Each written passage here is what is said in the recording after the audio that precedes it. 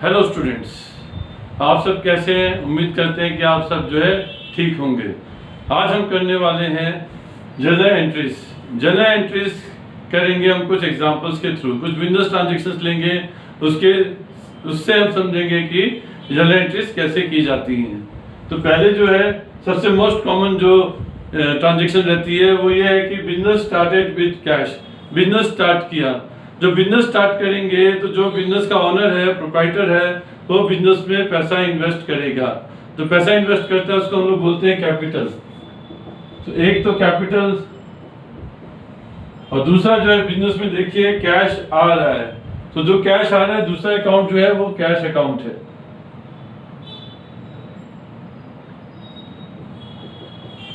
Capital account है और cash account है। अब दोनों में से हम कोई भी एक अकाउंट लेकर समझेंगे कि उसको डेबिट करना है कि क्रेडिट। एक डेबिट होगा तो दूसरा क्रेडिट हो जाएगा डबल एंट्री सिस्टम के हिसाब से। तो कैश अकाउंट लेते हैं। कैश रियल अकाउंट है। रियल अकाउंट जो बिजनेस में आता है तो उसको डेबिट करते हैं, बिजनेस से जाता है तो उसको क्रेडिट करते हैं। तो यहाँ पे कैश जो है बिजनेस में आ रहा है, बिजनेस स्टार्ट कर रहे हैं कैश से, तो कैश जो है बिजनेस में आ रहा है, इसलिए कैश जो है डेबिट हो जाएगा और आपका कैपिटल अकाउंट क्रेडिट हो जाएगा। तो एंट्री हो जाएगी cash account debit to capital account 10,000 rupees से। जितना रुपया है उतने रुपये से कर देंगे। अब सेकेंड वाली ट्रांजैक्शन देखते हैं। जब सेकेंड ट्रांजैक्शन देखते हैं तो ये भी बिजनेस स्टार्ट किया कैश से, मशीनरी से, गुड्स से, फर्नीचर से। तो यहाँ देखिए कैश अलग लिखा है, मशीनरी अलग लिखा है, फर्नीचर अलग लिखा है, गुड्स भी अलग लिखा है। ये सारी चीजें हैं, क्यों नहीं इनको गुड्स लिखा गया? तो पहले गुड्स को समझ लेते हैं। गुड्स कोई भी ऐसी चीज हो सकती है जिसमें बिजनेस डील करता है, जो रीसेल के लिए रखी गई है, जो परचेज की गई थी रीसेल के लिए, बेचने के लिए जो भी हम खरीदेंगे वो गुड्स है। यानी कि जिस चीज का हम बिजनेस करते हैं वो हमारे लिए गुड्स है। बाकी सारी जो चीजें रहेंगी वो अपने अपने नाम से आएंगी। ये हम रीसेल पर्पस के लिए नहीं करते हैं। जैसे फर्नीचर हो गया, रीसेल पर्पस के लिए नहीं था इसलिए फर्नीचर लिखा गया। मशीनरी है, उसको बेचने के लिए नहीं खरीदा था इसलिए मशीनरी लिखा गया। लेकिन गुड्स जो है वो बेचने के लिए खरीदे गए, इसका हम बिजनेस करते हैं इसलिए गुड्स लिखा गया है। इसका एग्जांपल ले लेते हैं। जैसे मोटरसाइकिल का शोरूम है, उस पर जितनी भी मोटरसाइकिल्स रखी होंगी वो सब गुड्स है। उसके बाद बाकी सारी चीजें जो है उनके नाम से आएंगी। जैसे fixtures and fittings, furniture, building, showroom, मतलब जो भी वो अलग चीजें हैं, जो भी उसने बाकी चीज सामान रखा हुआ है वो उनके नाम से आएगा। केवल मोटरसाइकिल्स को जो है वो जो सामान बेचने के लिए रखा हुआ है वही उसका गुड्स है। हम दूसरा एग्जांपल ले सकते हैं। बैंक्स में जो कैश है, हम तो इसको कैश बोलेंगे, लेकिन बैंक जो है कैश को गुड्स बोल सकता है, क्योंकि बैंक का काम ही कैश का लेन देन है। अब गुड्स को क्लासिफाई करते हैं 5 अकाउंट्स में। तो पहला अकाउंट जो है गुड्स का परचेज अकाउंट है। परचेज मतलब हमने गुड्स परचेज किया, हमने खरीदा गुड्स। जब हम कोई गुड्स खरीदेंगे तो वो परचेज अकाउंट हो जाएगा। परचेज अकाउंट नॉमिनल अकाउंट होता है, यानी कि हमारा एक्सपेंस है जो परचेज किया, एक्सपेंस बढ़ेगा तो हम उसको डेबिट कर देंगे। सेल्स अकाउंट दूसरा है। सेल्स अकाउंट रेवेन्यू अकाउंट होता है।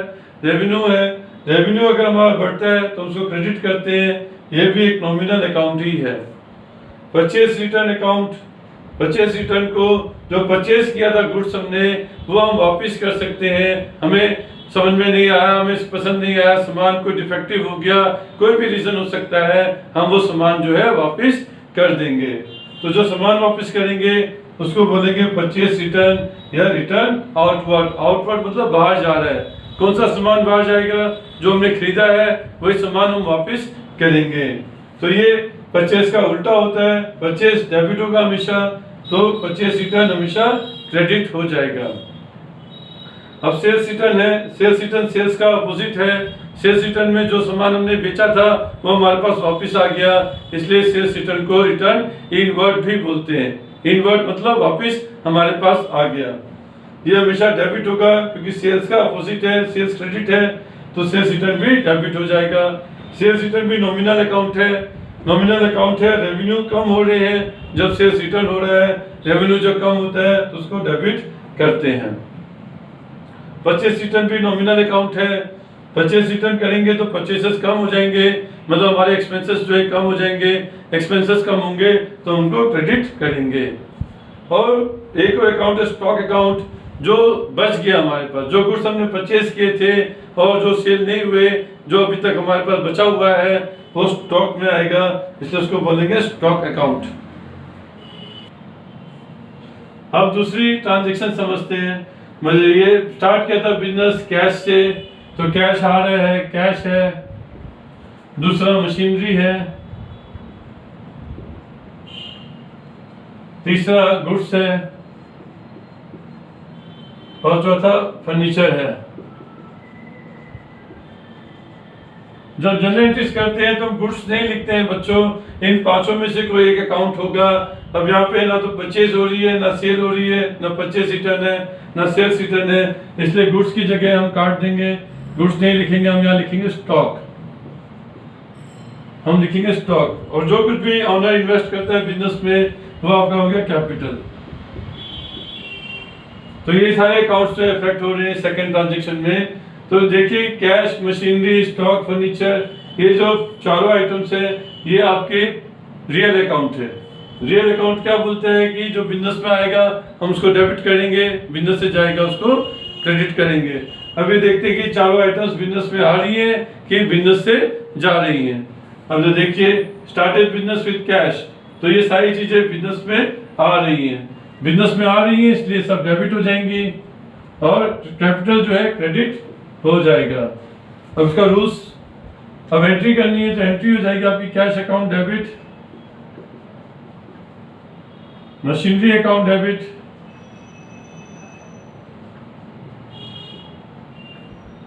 Stock account debit,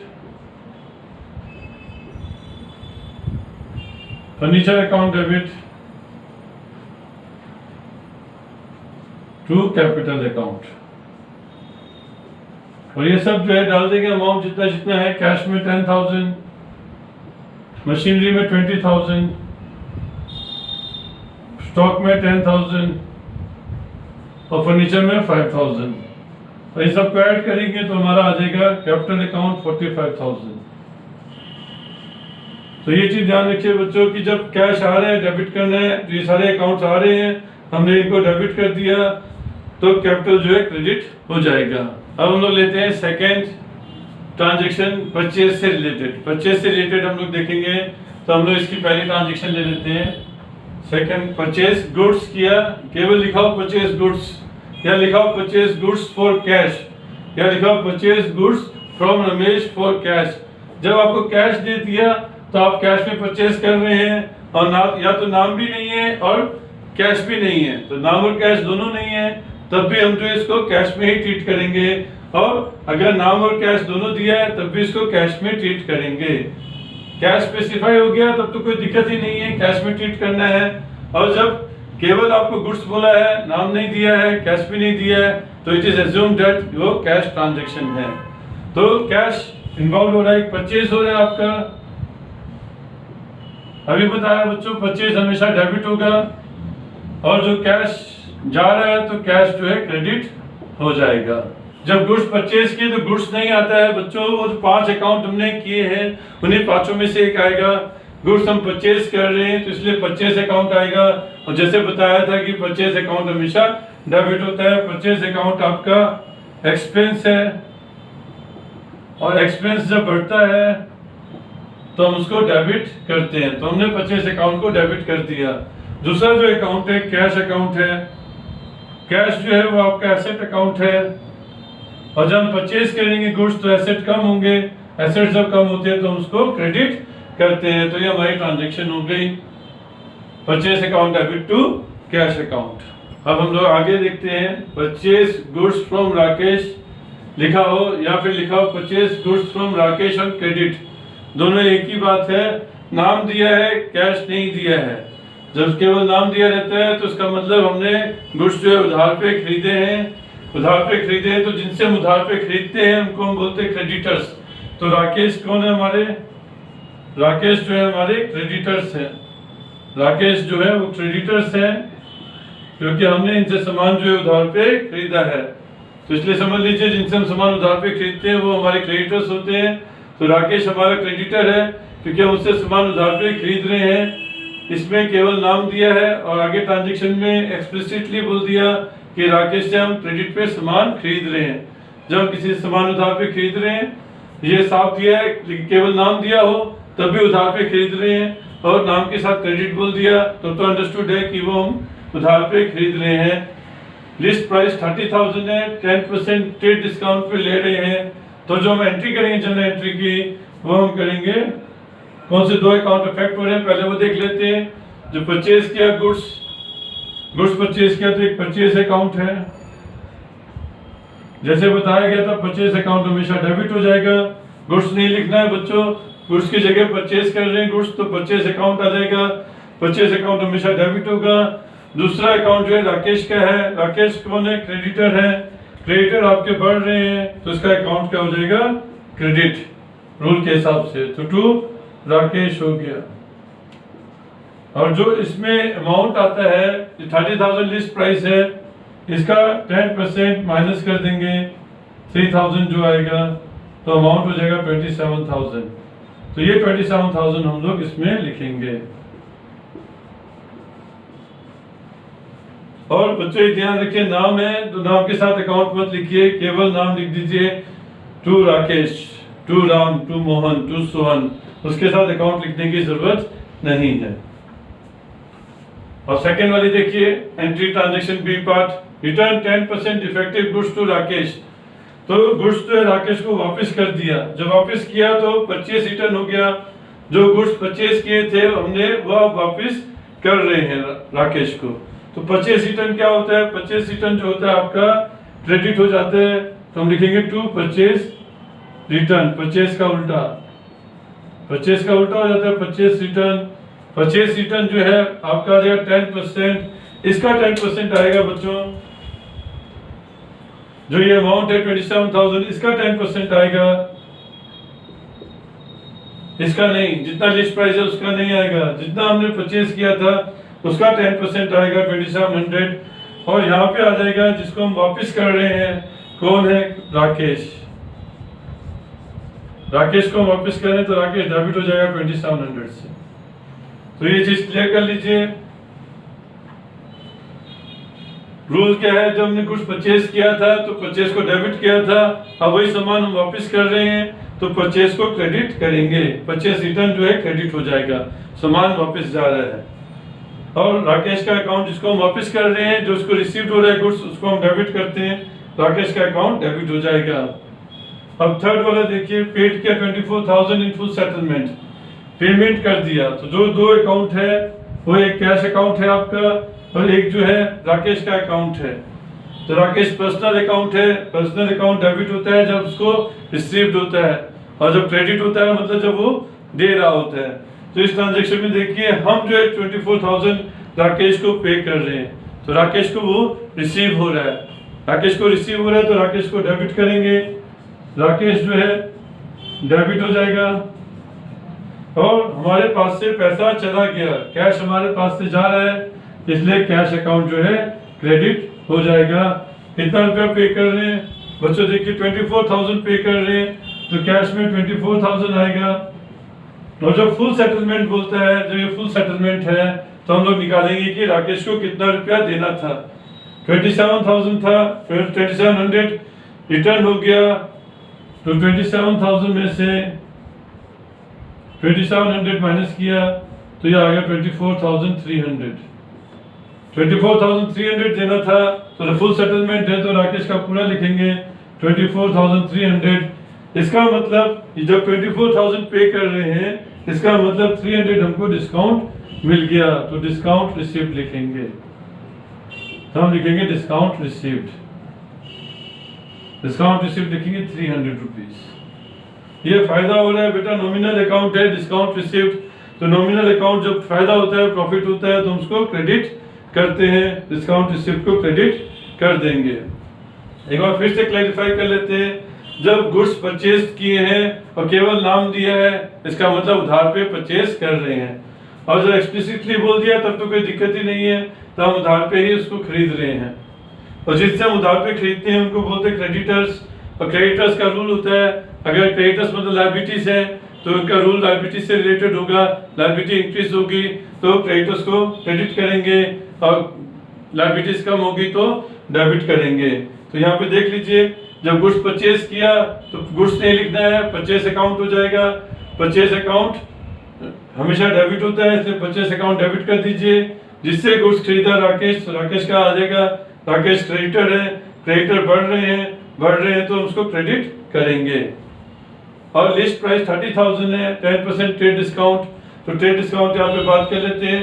trade discount जो होता है बच्चों, वो बल्क के क्वांटिटी में परचेज करने के लिए होता है। जितनी ज्यादा क्वांटिटी में परचेज करेंगे उसके लिए दिया जाता है ट्रेड डिस्काउंट। ये कैश और क्रेडिट दोनों ट्रांजेक्शन्स के लिए होता है, चाहे कैश में ट्रांजेक्शन हो चाहे क्रेडिट में ट्रांजेक्शन हो, दोनों में जो है ये आएगा। इसके लिए कोई अलग से एंट्री पास नहीं करनी ट्रेड डिस्काउंट में। यहाँ देखिए हमने कोई ट्रेड डिस्काउंट में अलग से एंट्री पास नहीं करी है। इसको हम क्या करते हैं, जो लिस्ट प्राइस है उसमें से ही डिडक्ट कर देते हैं। तो 30,000 टोटल था, 10% ट्रेड डिस्काउंट मिला तो अमाउंट हो गया 27,000। तो जो इनवॉइस बनेगा वो 27,000 का बनेगा।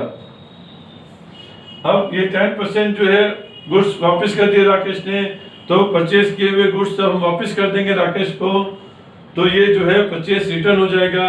परचेज डेबिट होता है, परचेज रिटर्न क्रेडिट हो जाएगा। हमें परचेज रिटर्न को क्रेडिट कर देना है। राकेश को गुड्स रिसीव्ड हो रहे हैं, जिसको गुड्स रिसीव्ड होते हैं उसका अकाउंट डेबिट हो जाता है, राकेश का अकाउंट डेबिट कर देंगे 2700 से। अब तो तीसरा एंट्री बोली 24,000 पेड कर दिया फुल सेटलमेंट में। राकेश को पे कर रहे हैं, राकेश को रिसीव्ड होगा। तो फुल सेटलमेंट की बात करेंगे तो राकेश में टोटल अमाउंट लिख देंगे जितना उसको देना है। 27,000 का गुड्स परचेज किया था, 2700 का गुड्स वापस हो गया, तो 24,300 रुपीज उसको पे करना है। उसके बाद हम पेमेंट कर रहे हैं, कैश हमारे पास से जा रहा है तो टू कैश हो जाएगा। लेकिन कैश कितना पे करें, 24,000। तो बाकी का जो अमाउंट है 300 रुपीज वो हमको डिस्काउंट मिल रहा है, इसलिए डिस्काउंट रिसीव्ड क्रेडिट हो जाएगा। डिस्काउंट रिसीव्ड नॉमिनल अकाउंट है और हमें फायदा हो रहा है, फायदा जो है क्रेडिट होता है, डिस्काउंट रिसीव्ड हम लोग क्रेडिट कर देंगे। अब देखिए नेक्स्ट ट्रांजेक्शन हमने ली है वो सेल्स से रिलेटेड ली है। तो सेल्स जब गुड्स लिखा हो गुड्स सोल्ड या सोल्ड गुड्स केवल लिखा है तब भी इसका मतलब है कि कैश में सेल कर रहा है। लिखा हो सोल्ड गुड्स फॉर कैश, ये इनका मतलब भी कैश में, क्योंकि एक्सप्लिसिटली बोल दिया कि कैश में सेल कर रहा है। Sold goods to Ram for cash, यहाँ भी कैश एक्सप्लिसिटली गिवन है। तो इन दोनों ट्रांजेक्शन में तो साफ साफ बता दिया कि कैश में सेल कर रहे हैं। और लेकिन यहाँ पे कुछ बताया नहीं, तो नाम भी नहीं दिया है, तो इसका मतलब सेल जो है कैश में ही हो रही है। तो दो अकाउंट इफेक्ट हो रहे हैं, एक तो सेल्स अकाउंट है और दूसरा जिसको कैश अकाउंट है, यहाँ पे कैश में कर रहे हैं। सेल्स हमारा रेवेन्यू होता है और जैसे बताया था रेवेन्यू अकाउंट, रेवेन्यू बढ़ेगा तो ये क्रेडिट हो जाएगा। सेल्स अकाउंट हमेशा क्रेडिट होता है। कैश जो है जब हम गुड्स को सेल करेंगे तो कैश हमारे पास आएगा, जो भी कैश हमारे पास आएगा तो ये रियल अकाउंट है। जो कैश आएगा तो कैश अगर व्हाट कम्स इन होता है तो वो डेबिट हो जाता है। तो ये क्या हो जाएगा बच्चों, ये डेबिट हो जाएगा। तो हम एंट्री कर देंगे cash account debit to sales account. तो ये एंट्री हो जाएगी cash account debit to sales account. दूसरा तो देखिए sold goods to Kailash of list price 1 lakh at a trade discount of 15%। जब नाम दे दिया आपको और कैश नहीं बताया है तो इसका मतलब हम उधार पर बेच रहे हैं। तो जो हमारे कैलाश है, जो कैलाश है बच्चों वो हमारा डेब्टर हो गया। जिसको हम उधार पे बेचेंगे वो हमारा डेब्टर है, ध्यान रखिएगा। जिसको भी गुड्स हम उधार पे बेचेंगे वो हमारा डेब्टर हो जाता है। तो कैलाश जो है डेब्टर है। जब गुड्स हम बेच रहे हैं तो कैलाश डेब्टर मतलब पर्सनल अकाउंट हो गया कैलाश का। कैलाश को गुड्स रिसीव्ड होगा तो उसका अकाउंट जो है डेबिट हो जाएगा। और दूसरा सेल्स अकाउंट है। सेल्स अकाउंट जो है वो क्रेडिट होता है हमेशा, रेवेन्यू बढ़ रहा है इसको क्रेडिट कर देंगे। तो एंट्री क्या हो जाएगी, कैलाश को डेबिट करना है, तो एंट्री जो है आपकी हो जाएगी पहले वाले की, Kailash debit to sales account. अच्छा, इसमें ट्रेड डिस्काउंट बोला है बच्चों 15%, तो 1 लाख का 15% निकाल के माइनस कर देंगे। 1 लाख टोटल है, तो उसमें से 15% माइनस कीजिए, नेट अमाउंट दिखाते हैं 85,000। जो हम सेल्स इनवॉइस बनाएंगे उसमें 85,000 नेट दिखाएंगे। नेट जो अमाउंट है वो 85,000 हो गया। और दूसरा देखिए, कैलाश रिटर्न गुड्स, कैलाश ने वो गुड्स वापस हमको कर दिए, जो सेल्स हमने करी थी वो वापस आ गई, तो ये हो जाएगा रिटर्न इनवर्ड। रिटर्न इनवर्ड, जो गुड्स हमें वापस आ गया, रिटर्न इनवर्ड अकाउंट डेबिट हो जाएगा 4,000 रुपए से। और ये किसने वापस किया, जो हमको दे रहा है उसको क्रेडिट करेंगे, कैलाश हमको दे रहा है, गुड्स वापस कर रहा है, तो कैलाश का अकाउंट 4,000 से क्रेडिट कर देंगे। अब तीसरा देखिए, receive from Kailash the amount due from him under A cash discount. अब जो कैश डिस्काउंट बोला है, तो कैश डिस्काउंट को क्लैरिफाई कर लेते हैं थोड़ा सा। कैश डिस्काउंट जो दिया जाता है तो प्रॉम्प्ट पेमेंट के लिए दिया जाता है कि जल्दी पेमेंट कर दे, फिर जो टाइम पीरियड है उससे पहले पे कर दे, तो टाइम पीरियड से पहले पे कर देगा तो जो है डिस्काउंट मिलेगा, उसको बोलेंगे कैश डिस्काउंट। जल्दी पेमेंट को इंसेंटिव देने के लिए, टाइम पीरियड से पहले पे करने के लिए जो इंसेंटिव दिया जाता है, दैट इज कैश डिस्काउंट। तो कैश डिस्काउंट को एंट्री की जाती है, अलग से लिखा जाता है, जिधर भी पेमेंट होगी उधर लिखा जाएगा। डिस्काउंट जो है बेटा नॉमिनल अकाउंट है, अगर डिस्काउंट आपको मिल रहा है तो क्रेडिट कर दीजिए, फायदा हो गया। और आपको अगर दे रहे हैं डिस्काउंट अलाउ कर रहे हैं तो नुकसान हो रहा है, दैट इज डेबिट कर दीजिए। तो यहाँ पे देखिए, रिसीव फ्रॉम कैलाश, कैलाश से पैसा मिला और हमने उसको डिस्काउंट दिया। जब हम उसको डिस्काउंट दे रहे हैं तो डिस्काउंट अलाउड कर रहे हैं, तो हमें नुकसान हो रहा है और पैसा हमारे पास आ रहा है। तो तीसरी एंट्री जब करेंगे, कैश अकाउंट डेबिट करेंगे, पैसा जो आ रहा है, डिस्काउंट अलाउड डेबिट करेंगे, जो हम डिस्काउंट दे रहे हैं,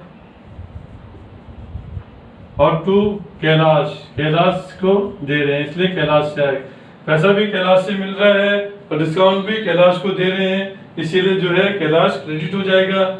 और अमाउंट कितना आया देखिए, ये 85,000 का गुड्स परचेज किया था, 4,000 का वापस कर दिया, अमाउंट होना था 81,000। तो कैलाश में तो 81,000 होना था, उसका 5% जो है डिस्काउंट दे रहे हैं, 81,000 का 5% निकालेंगे तो ये आएगा आपका 4,050 रुपीज का डिस्काउंट हो गया। तो पैसा कितना दिए, पैसा कितना मिला, 75,950, 76,950 आएगा। 76,950 पैसा आपको मिल जाएगा। 4,050 जो है डिस्काउंट हो जाएगा, कैलाश के अकाउंट में 81 आएगा। 81 आएगा ऐसे, 85 माइनस 4, 81 जो है वो हो गया 85,000 माइनस 4,000। 85 में से 4,000 माइनस कर देंगे तो 81,000 आ जाएगा। और 5% जो है 81,000 का निकाल देंगे तो जो डिस्काउंट है वो आ जाएगा 4,050। तो डिस्काउंट पे 4,050 आ गया, तो बाकी का अमाउंट आपको मिल जाएगा। बाकी का अमाउंट जो है लिख देंगे, दैट इज 76,950 रुपीज। अब देखिए, इस पर ट्रेड डिस्काउंट और कैश डिस्काउंट की ट्रांजेक्शन हम लोग करते हैं। Bought goods from A, bought किया मतलब परचेज किया, तो परचेज हो गया, तो परचेज जो है देखिए ए से किया 2 लाख रुपए का, 5% कैश डिस्काउंट है, 10% ट्रेड डिस्काउंट है, तो परचेज की अमाउंट हो जाएगी 2 लाख माइनस में 10% ऑफ 2 लाख, तो जो निकलेगा 1,80,000। और 1,80,000 का आपका परचेज हो गया है। और फिर बोला कैश डिस्काउंट 5% है, तो कैश डिस्काउंट जो पेड होता है बच्चों वो कैश पे होता है, उधार पे नहीं होता है। तो हाफ अमाउंट जो है पेड इन कैश, आधा अमाउंट पेड हो गया, हाफ अमाउंट इज पेड। तो इसका मतलब इसका जो हाफ अमाउंट है उसको ब्रेक कर दो, ये कैश पे हो गया और बाकी का हाफ अमाउंट जो है 90,000 बचा, ये क्रेडिट पे हो गया। क्रेडिट पे हो गया मतलब क्रेडिट कौन है? ए। ये उधार पे खरीदा 90,000, बाकी का 90,000 हमने पेमेंट कर दिया है, तो इस पे हमें कैश डिस्काउंट मिलेगा। जब हम कैश डिस्काउंट की बात करेंगे तो कैश डिस्काउंट जो है 90,000 पे मिलेगा, 5%, जो आएगा 4,500। 90% पे हमें कैश डिस्काउंट मिल जाएगा, हमारा आ जाएगा 4,500। तो एंट्री करनी है बच्चों, तो एंट्री जो आएगी वो हो जाएगी आपकी purchase account debit, purchase account debit, जितने का परचेज कर रहे हैं 1,80,000 का, टू कैश अकाउंट, पैसा जा रहा है आपके पास से, to discount received, discount received मिल रहा है, और टू ए मतलब जिससे हम सामान उधार पे खरीद रहे हैं, जिसे सामान उधार पे खरीद रहे हैं उसको ए लिखेंगे। अब कैश पे कितना रुपए पे कर रहे हैं, पहले ए का लिखेंगे, ए है 90,000, डिस्काउंट रिसीव्ड लिखेंगे 4,500, और इसका 1,80,000। तो देखिए 90,000 का हम लोग पेमेंट कर रहे थे, 4,500 का डिस्काउंट मिल गया, तो कैश हमारे पास से गया 85,500 रुपीज। ऐसे ही अब हम इसको समझ सकते हैं, जो सेकंड वाला है इसको भी समझेंगे तो हमें क्लियर हो जाएगा। सोल्ड गुड्स टू बी, जब सोल्ड कर रहे हैं गुड्स बी को, तो एक तो सेल्स अकाउंट हो गया, तो सेल्स जो कर रहे हैं वो 1 लाख रुपए की कर रहे हैं, लेकिन जो ट्रेड डिस्काउंट है वो 10% है, तो 10% निकाल देंगे इसका, 1 लाख का 10,000 निकलेगा, तो ये हो जाएगा 90,000। तो 90,000 की सेल्स हो गई। अब बोले कि कैश डिस्काउंट देते हैं अगर पेमेंट 15 दिन के अंदर मिल जाती है। तो जब सेल किया था तो मार्च 10 थी, और जब पैसा मिल रहा है तो 18 है, तो 8 दिन के अंदर पैसा मिल गया, मतलब जो 15 डेज है इसके अंदर पैसा हमको मिल रहा है, 15 डेज के अंदर पैसा मिल रहा है, इसलिए हम कैश डिस्काउंट देंगे। 80% पेमेंट मिला तो इसको बांट देंगे, 80% अलग दिखाएंगे और 20% अलग दिखाएंगे। 80% मिला तो 72,000 हो गया, और 20% नहीं मिला दैट इज 18,000। तो ये हमारा उधार पे बेचा हमने, ये डेब्टर हो जाएंगे हमारे। डेब्टर जो है वो हमारा बी है, बी से हमने बी को हमने सेल किया है, तो ये 18,000 बी से अभी लेना बाकी है, इसने पेमेंट नहीं किया। 72,000 का पेमेंट कर रहा है, उस पर डिस्काउंट दे रहे हैं 5%, तो डिस्काउंट जो है कैश डिस्काउंट वो हो जाएगा 5%, 72,000 का, जो आएगा 3,600। अब इसकी एंट्री करनी है बच्चों, तो सेल्स हमारा क्रेडिट होता है हमेशा जो क्रेडिट होता है, इसलिए सेल्स को क्रेडिट कर देंगे टू सेल्स अकाउंट। कितना रुपया है? 90,000, 90,000 से क्रेडिट कर देंगे। अब देखिए जो पैसा मिला तो कैश अकाउंट डेबिट हो गया, पैसा मिल रहा है आपको, कैश को डेबिट करेंगे। डिस्काउंट आप दे रहे हो तो डिस्काउंट अलाउड है, डिस्काउंट अलाउड भी डेबिट हो जाएगा। और जो बी है, बी भी डेबिट हो जाएगा आपका, क्योंकि उधार पे है। बी के अकाउंट में आएंगे 18,000 रुपये, डिस्काउंट में आएंगे 3,600 रुपये। तो जितना पेमेंट हमको मिला 72,000 मिलना था, उसमें 3,600 माइनस कर दो तो 68,400 हो जाएगा। तो डेबिट ये अमाउंट की एंट्री आपकी एंट्री हो जाएगी इसमें। जितने की सेल हुई, सेल 90,000 की हुई तो सेल 90,000 लिख देंगे। और जो बी का अकाउंट है, जो पैसा आपको मिला नहीं कैश में, वो 18,000 है, तो 18,000 बी में लिख देंगे। जो डिस्काउंट हमको मिल रहा है डिस्काउंट में आ जाएगा, और जो अमाउंट हमको नेट मिल रहा है 68,400 वो कैश में आ जाएगा। अब हम लोग बैंक के ट्रांजेक्शन्स करेंगे।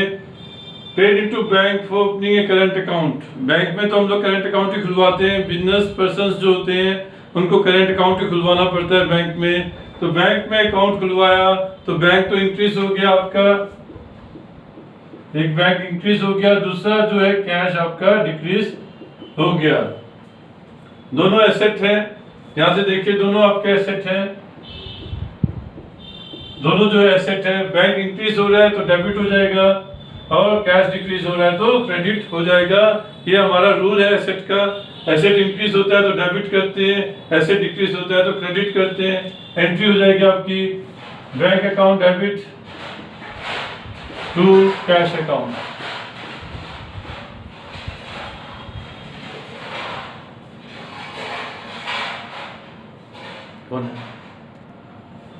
नेक्स्ट वाली ट्रांजेक्शन देखिए, कैश सेल्स हुई है तो सेल्स आपकी हुई है तो सेल्स हमेशा क्रेडिट होता है,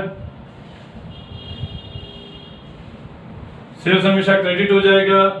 अब कैश सेल्स हुई है तो एक तो कैश आया आपके पास, कैश है, और दूसरा जो है आपने बैंक में जमा कर दिया, दूसरा बैंक भी हो गया। टोटल सेल्स थी 40,000 की तो सेल्स होगी 40,000 की, जिसमें से आपने 30,000 जो है बैंक में जमा कर दिए तो बैंक बढ़ गया आपका 30,000 से, और कैश भी बढ़ रहा है आपका, बाकी का जो अमाउंट है 10,000 से। ये दोनों आपके एसेट हैं। एसेट इंक्रीज होता है तो हम उसको डेबिट करते हैं, एसेट जब भी इंक्रीज होता है तो हम उसको डेबिट करते हैं। सेल्स हमेशा क्रेडिट होती है तो अगर एंट्री लेंगे तो आपकी हो जाएगी cash account debit, bank account debit to sales account. तो कैश में 10,000 आ जाएगा, बैंक में 30,000 आ जाएगा और सेल्स में 40,000 आ जाएगा। तो ये आपका हो गया सेकंड। थर्ड वाला देखिए, विड्रॉ फ्रॉम बैंक लिखा है तो बैंक से विड्रॉ कर रहे हैं, कुछ बोला नहीं है तो इसका मतलब वो ऑफिस के लिए ही किया।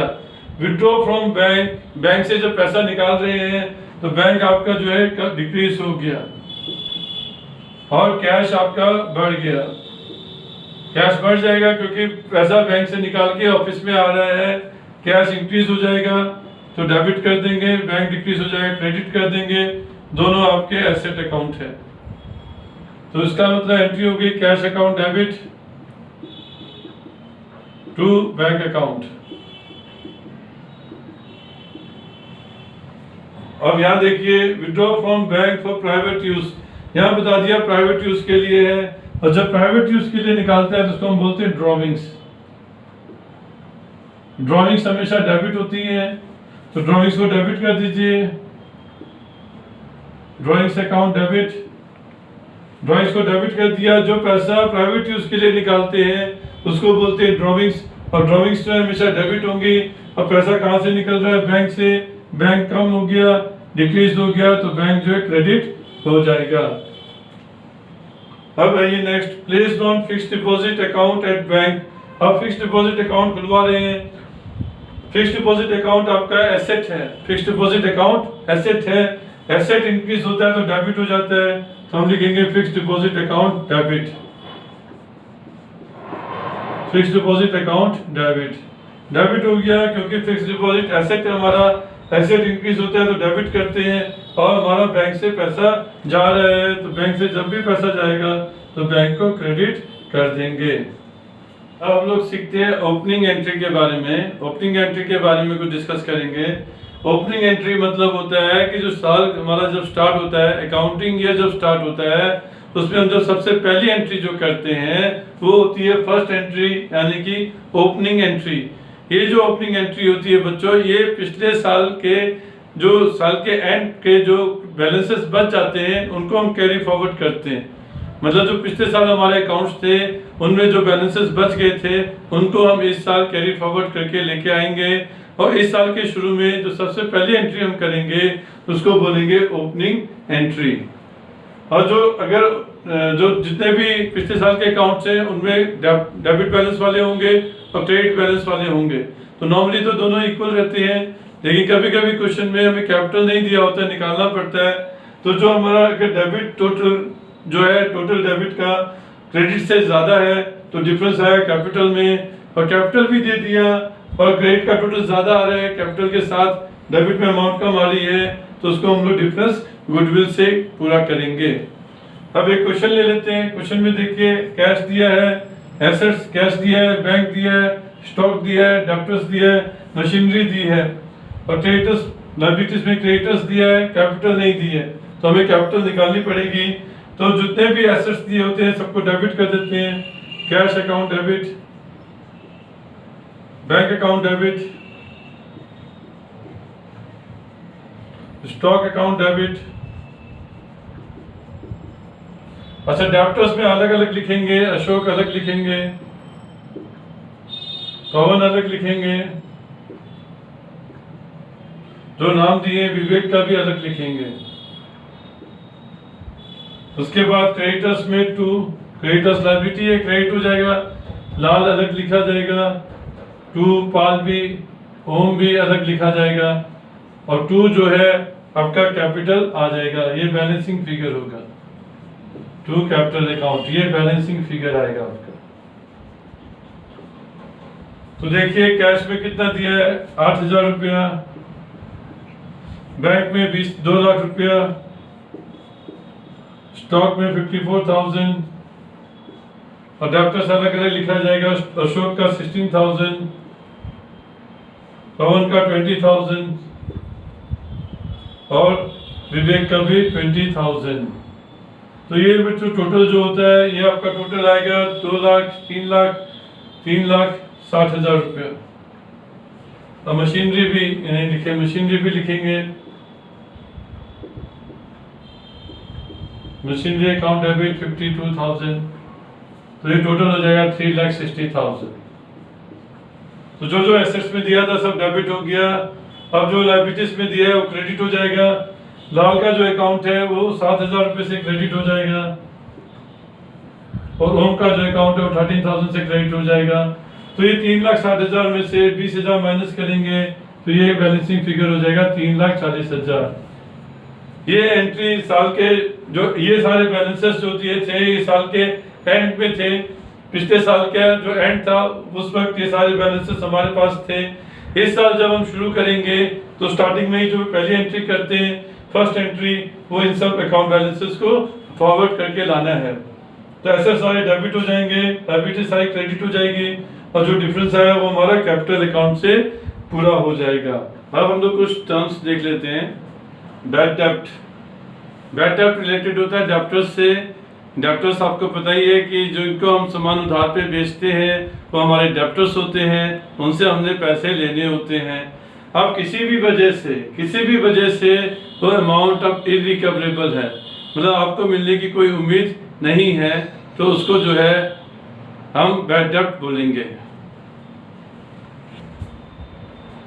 तो एक एग्जांपल ले लेते हैं। रवि हु ओड अस 10,000, मतलब रवि ने हमको 10,000 रुपए देने थे। रवि हमारा डेब्टर था, वो इंसॉल्वेंट हो गया। इंसॉल्वेंट मतलब दिवालिया हो गया। अब उसके पास पैसे नहीं है हमको देने के लिए पूरे, तो वो हमको 30 पैसे ही रुपये दे रहा है, मतलब केवल 30% जो है पैसा हमको दे रहा है। तो हमारा जो है बैड डेब्ट हो जाएगा यहाँ पे 70%। 70% जो है 10,000 का बैड डेब्ट हो जाएगा, मतलब 7,000 रुपये बैड डेब्ट हो जाएंगे। जो बैड डेब्ट है हमारे 7,000 रुपीज के हो जाएंगे, क्योंकि हमको मिलने की कोई उम्मीद नहीं है, क्योंकि वो जो है इंसॉल्वेंट हो चुका है। तो इसकी एंट्री जो करेंगे बच्चों, पहले पैसा मिला तो कैश अकाउंट डेबिट हो जाएगा, और जो बैड डेब्ट हो गया वो भी डेबिट हो जाएगा टू रवि जिससे पैसे लेने थे। तो देखिए बैड डेब्ट में आएगा 7,000 रुपया, रवि से लेने थे 10,000 रुपया, तो 3,000 रुपीज जो है आपका आ जाएगा कैश में। ये देख लीजिए बैड डेब्ट जो है आपका लॉस से, क्योंकि वो पैसा अब आपको मिलना ही नहीं है, तो लॉस जो होता है वो डेबिट हो जाता है, बैड डेब्ट अकाउंट डेबिट हो गया। जो बाकी का 3,000 रुपीज कैश मिल रहा है, कैश आ रहा है आपके पास, इसलिए कैश को डेबिट कर देंगे। और जो रवि है जो हमको पैसा दे रहा था 3,000 क्रेडिट कर देंगे, और उसका पूरा अमाउंट जो है सेटल हो रहा है, तो पूरा रवि के अकाउंट से पूरा अमाउंट क्रेडिट हो जाएगा। अब जो बैड डेब्ट रिकवर्ड इसी से रिलेटेड है। हमने किसी 1 साल पहले या 2 साल पहले कभी पीछे हमने जो है किसी अमाउंट को बैड डेब्ट मान लिया था, क्योंकि उस वक्त हमें उम्मीद नहीं थी कि उससे पैसा मिलेगा। जब कोई उम्मीद नहीं थी हमें उससे पैसा मिलेगा, तो हमने मान लिया कि वो बैड डेब्ट हो गया। अब बैड डेब्ट हो गया, लेकिन कुछ समय के बाद जब उसके पास पैसा आ गया तो वो हमारे पास आके बोल रहा है कि मैं आपका पैसा देने के लिए तैयार हूँ। तो वो जो है बैड डेब्ट रिकवर्ड कहलाएगा। जो पहले आप राइट ऑफ कर चुके हो अब वो मिल रहा है तो वो जो है बैड डेब्ट रिकवर्ड हो जाता है। बैड डेब्ट रिकवर्ड आपके लिए फायदा है, इसलिए बैड डेब्ट रिकवर्ड हमेशा क्रेडिट होगा। देखिए receive 2000 from A which way return of us bad डेब्ट इन प्रीवियस ईयर। आप पहले उसको बैड डेब्ट मान चुके हैं 2000 रुपए को, 2000 रुपए को बैड डेब्ट मान चुके हैं, वो अब जो है मिल रहा है, रिसीव कर रहे हैं। तो एक तो कैश आपके पास आ रहा है, कैश इंक्रीज हो रहा है इसलिए डेबिट करेंगे। दूसरा बैड डेब्ट रिकवर्ड है, बैड डेब्ट रिकवर्ड आपका क्रेडिट होता है, फायदा है। तो ये एंट्री आपकी हो जाएगी cash account debit to bad डेब्ट रिकवर्ड अकाउंट।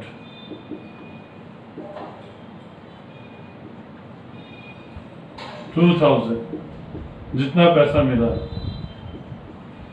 फिर चीज ध्यान रखिए बैड डेब्ट का उल्टा होता है बैड डेब्ट रिकवर्ड। बैड डेब्ट लॉस है आपके लिए, बैड डेब्ट रिकवर्ड आपके लिए फायदा है। लॉस डेबिट होता है हमेशा और फायदा जो है क्रेडिट हो जाता है। आउटस्टैंडिंग एक्सपेंसेस ध्यान रखिए, आउटस्टैंडिंग एक्सपेंसेस, आउटस्टैंडिंग मतलब पे करना है, अभी आपने पे नहीं किया है, ड्यू हो चुका है, पेमेंट नहीं की है, येट टू बी पेड, अभी पे करना बाकी है। जैसे एक क्लर्क को सैलरीज देना बाकी था, आपने सैलरी अभी पे नहीं करी तो आउटस्टैंडिंग सैलरी हो गया। तो आउटस्टैंडिंग सैलरी जो है आपकी लायबिलिटी है, ये जो है आपकी लायबिलिटी है।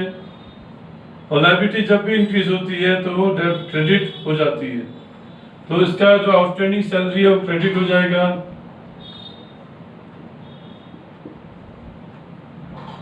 To outstanding salary. डेबिट जो होता है बच्चों नाम नहीं आएगा, वो जो सैलरी है रेस्पेक्टिव एक्सपेंस अकाउंट डेबिट हो जाता है, सैलरी अकाउंट डेबिट हो जाएगा। ध्यान रखिएगा कोई भी एक्सपेंस आउटस्टैंडिंग है तो जो रेस्पेक्टिव एक्सपेंस है वो डेबिट हो जाएगा और आउटस्टैंडिंग सैलरी जो है क्रेडिट हो जाएगी।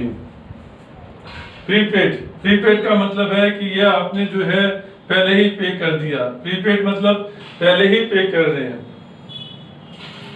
एक्सपेंस है पिछले आने वाले समय का एक्सपेंस आपने आज ही पे कर दिया तो प्रीपेड हो जाएगा। मतलब अगले साल का जो खर्चा है वो हम इसी साल पे कर दे रहे हैं तो हमारा प्रीपेड एक्सपेंस हो जाएगा। जैसे एग्जांपल है 10,000 का रेंट आपने पे किया था, उसमें से 4,000 का जो रेंट है वो अगले साल के लिए है। तो 4,000 का जो रेंट है दैट इज प्रीपेड रेंट। और प्रीपेड एसेट होता है आपका, एसेट जो है उसको हम डेबिट करते हैं तो प्रीपेड रेंट जो है डेबिट हो जाएगा। आप ऑलरेडी पे कर चुके हो तो रेंट अकाउंट जो है क्रेडिट हो जाएगा 4,000 रुपए से। और जो प्रीपेड है उसको हम लोग अनएक्सपायर्ड भी बोलते हैं। अनएक्सपायर्ड मतलब अभी वो अमाउंट खत्म नहीं हुई है, उसका बेनिफिट मिलना बाकी है, इसीलिए उसको अनएक्सपायर्ड बोला। तो प्रीपेड को अनएक्सपायर्ड भी बोल सकते हैं। नेक्स्ट है बच्चों डेप्रिसिएशन। डेप्रिसिएशन एक आपका नॉन कैश आइटम होता है।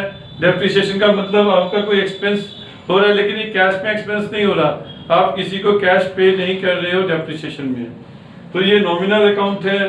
डेप्रिसिएशन आपका लॉस है तो ये जो हमेशा डेबिट हो जाएगा। डेप्रिसिएशन जो होता है वो बेसिकली जब आप एसेट्स का इस्तेमाल करते हैं तो उसकी वेयर एंड टियर होती है, उसका यूज होता है जिसकी वजह से उसकी वैल्यू जो है गिर जाती है, कम हो जाती है उसकी वैल्यू, उसको बोलते हैं depreciation. Provide 10% depreciation on furniture. तो डेप्रिसिएशन आपका लॉस है, डेप्रिसिएशन हमेशा जो है डेबिट हो जाएगा।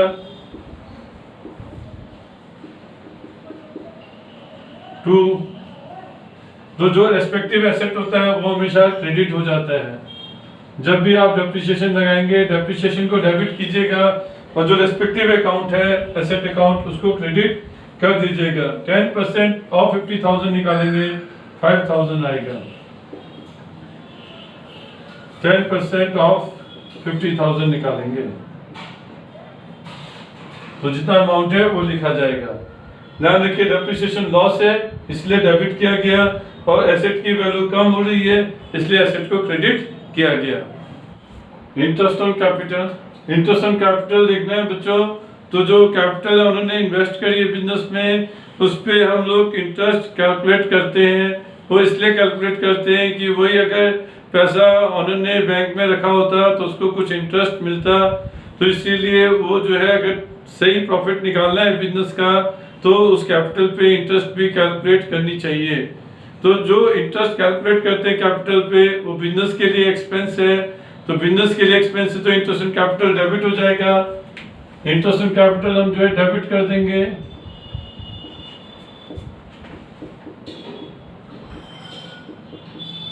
क्योंकि ये जो है बिजनेस के लिए एक्सपेंस है, लेकिन साथ ही साथ में ऑनर को वो इंटरेस्ट ऑन कैपिटल मिलेगा, उसकी कैपिटल पे इंटरेस्ट ऑन कैपिटल मिलेगा, इसलिए ऑनर की कैपिटल बढ़ जाएगी, और जब कैपिटल बढ़ जाएगी तो कैपिटल को क्रेडिट कर देंगे।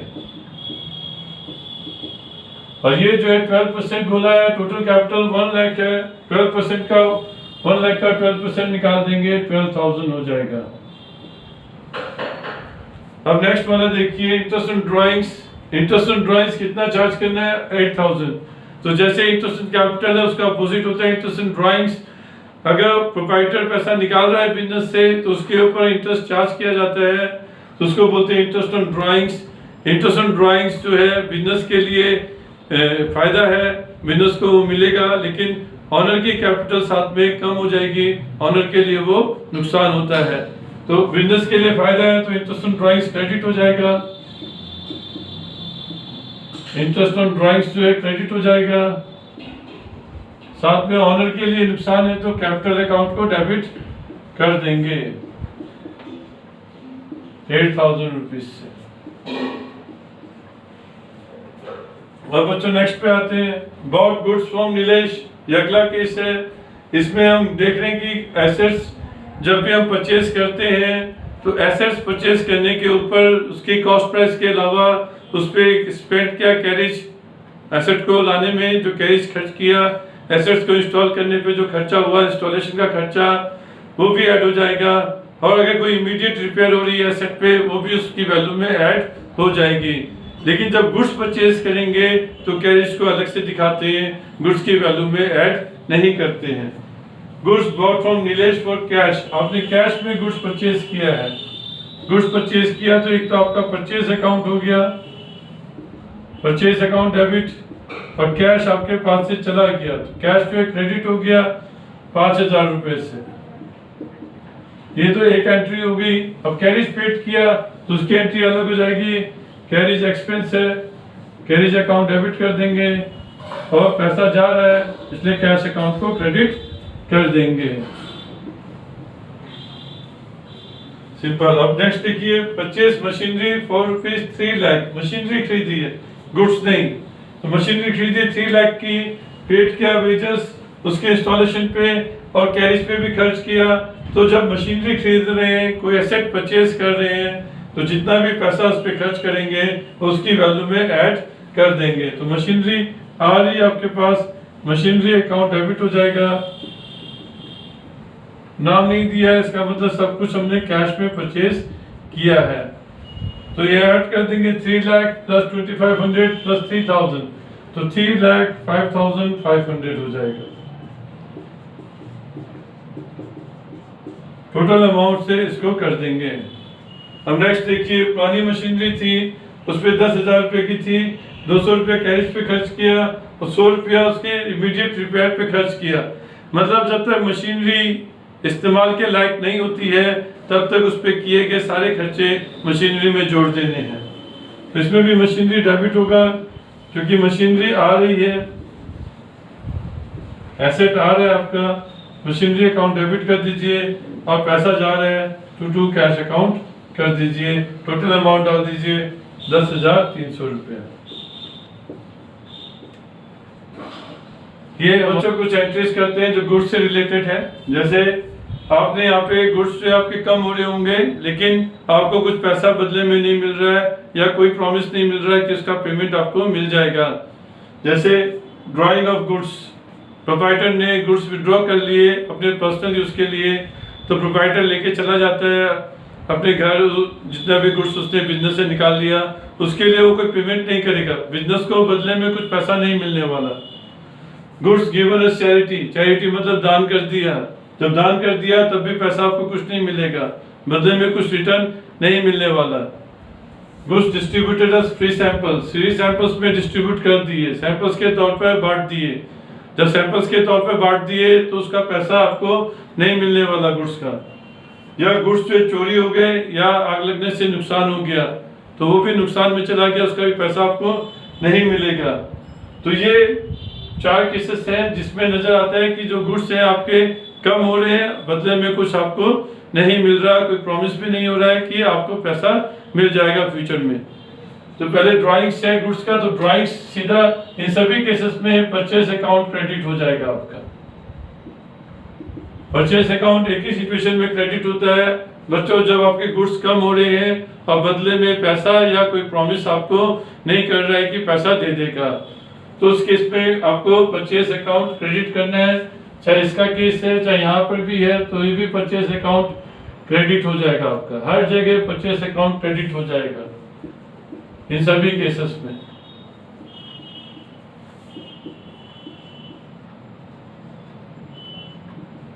परचेज अकाउंट जो है क्रेडिट हो गया। अब जब ड्राइंग्स किया है गुड्स का तो ड्राइंग्स डेबिट हो जाएगा। ड्राइंग्स हमेशा डेबिट होता है। Goods given as charity, charity expense है, चैरिटी डेबिट कर देंगे। लेकिन जो अमाउंट आता है बच्चों कॉस्ट प्राइस आता है, सेलिंग प्राइस नहीं आएगा। हमेशा कॉस्ट प्राइस से करना है अमाउंट को। जहां भी परचेज अकाउंट क्रेडिट हो रहा है वो कॉस्ट प्राइस से कम होता है।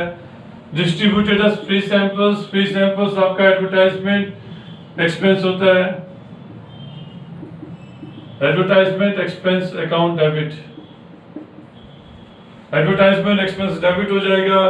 लॉस बाय फायर या थेफ्ट है तो लॉस बाय फायर या थेफ्ट हो जाएगा,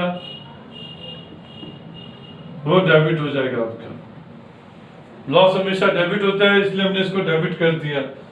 ये जो गुड्स है बच्चों ये इंश्योरेंस करवा सकते हैं हम गुड्स का, जो फायर से बचाने के लिए या चोरी से बचाने के लिए जो लॉस हमें होता है उसके प्रोटेक्शन के लिए हम लोग इंश्योरेंस करा सकते हैं। इंश्योरेंस कराएंगे तो इंश्योरेंस कंपनी जो है कुछ क्लेम एडमिट करेगी, तो हम लोग क्या करेंगे, हम लोग कर लिखेंगे loss by fire to purchase account. फिर ये तो एंट्री सेम ही हो जाएगी, पहली entry loss by fire to purchase, जितने का भी आपका अमाउंट लॉस्ट हुआ। सपोज कीजिए 1 लाख रुपए का अमाउंट जो है लॉस्ट हो गया, ये हम सपोज कर रहे हैं बच्चों। 1 लाख रुपए का लॉस जो है हमारे को फायर से हो गया तो परचेज अकाउंट में चला गया 1 लाख रुपया। सेकेंड एंट्री जो है अब देखना है कि इंश्योरेंस कंपनी जो है कितना एडमिट करती है क्लेम। अगर पूरा का पूरा एडमिट करती है क्लेम तो कोई लॉस होता नहीं, तो हमारे पास आ जाएगा insurance company account debit. Insurance company का अकाउंट डेबिट कर देंगे। अगर सपोज करते हैं कि वो इसका 60,000 का क्लेम एडमिट कर रही है तो 60,000 लिख दीजिए। फिर profit and loss account debit कर दीजिए, जितना आपको लॉस हो गया 40,000, और यहाँ लिख दीजिए टू लॉस बाय फायर या थेफ्ट, ये आ जाएगा। जब इंश्योरेंस कंपनी पैसा पे करेगी, जब अमाउंट आपको मिलेगा तो अमाउंट जब मिलेगा तो एंट्री हो जाएगी bank account debit to insurance company, ये होगा अमाउंट रिसीव्ड, जब आपको अमाउंट मिल जाएगा।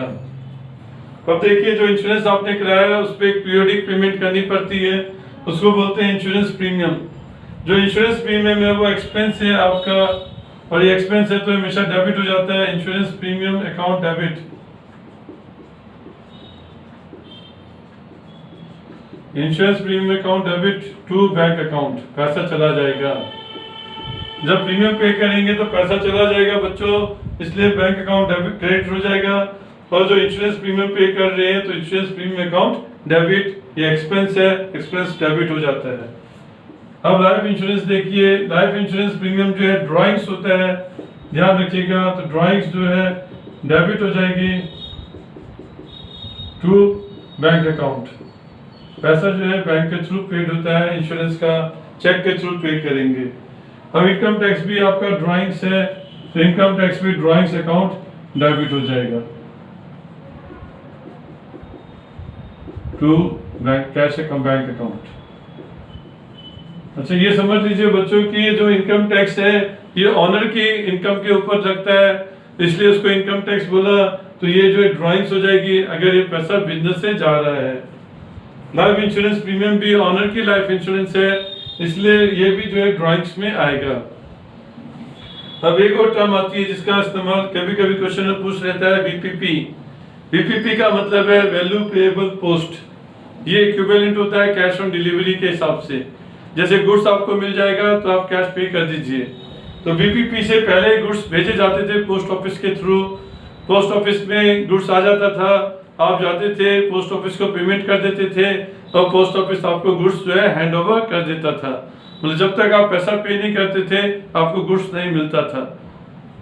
अब कैश ऑन डिलीवरी है उसकी जगह, लेकिन किसी क्वेश्चन में पूछा जा सकता है बीपीपी, तो इसका मतलब मालूम होना चाहिए वैल्यू पेएबल पोस्ट। आप पैसा देंगे, आप सामान लेके आ जाएंगे।